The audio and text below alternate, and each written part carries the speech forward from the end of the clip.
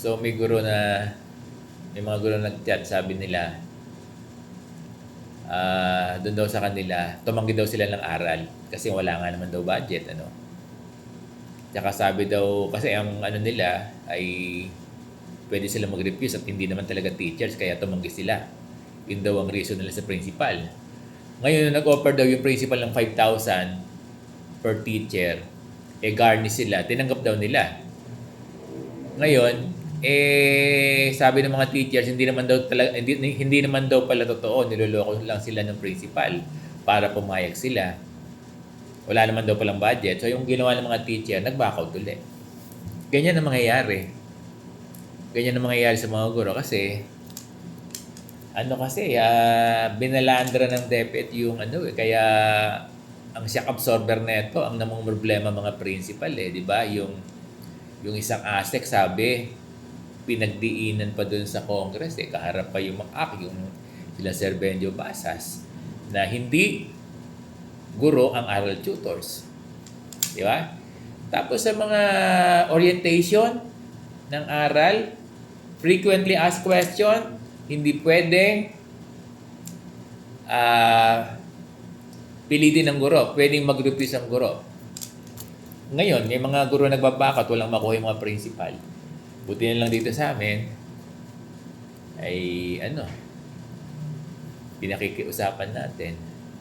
Tsaka dito sa amin, 370, meron mga 15 ang nag-volunteer. Paano kung ganun ang percentage? Ganun ang percentage. Ilan ba percentage niya? 15 dito sa Caloocan na, meron Oh. Malaking school kami. Much more sa mga maliit na school, wala na talaga kung ganito ang percentage. Kaya, ito, kausap ko yung mga principal dito sa GC namin, dito sa association namin. Problema din nila yan. Kaya yung may mga principal, sila na lang daw magtuturo. Okay na, no? Sila na lang daw magtuturo. Makapag-comply lang. Ganon. Kasi yung mga guro ay nagbaback out sa aral tutor. Kasi nga naman, sabi ng DepEd ay, ulit-ulit ako, Ganon Kaya, challenge ito sa mga principal ngayon.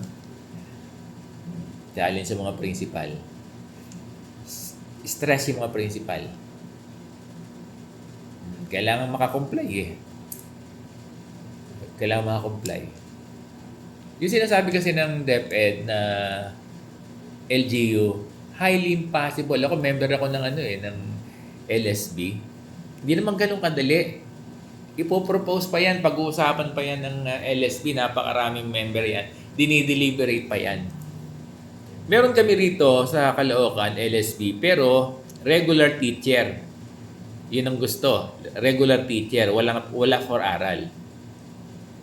Regular teacher. Kung ipapasok man yung aral, sobrang ikli na ng panahon. At di lahat ng mayor ay papayag sa ganyan. Napakahirap.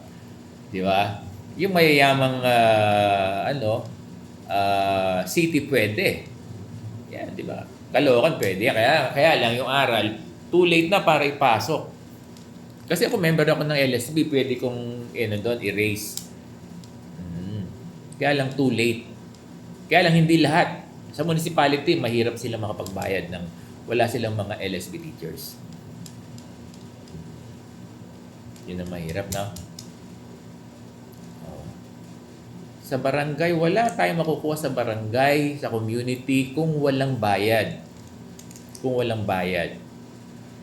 I-propose natin to sa division office. Hindi ko alam kung magbabayad sila dahil hindi naman. Wala namang sinasabi ang division office na pwede sila magbayad. Kung mag-hire ka lang, too late for the summer aral. Ngayon, June 8, may aral na tayo sa this coming school year. Yun pa ang isang problema ngayon ng mga principal. Sino ang kukuhaning aral tutor? Actually, maganda na sana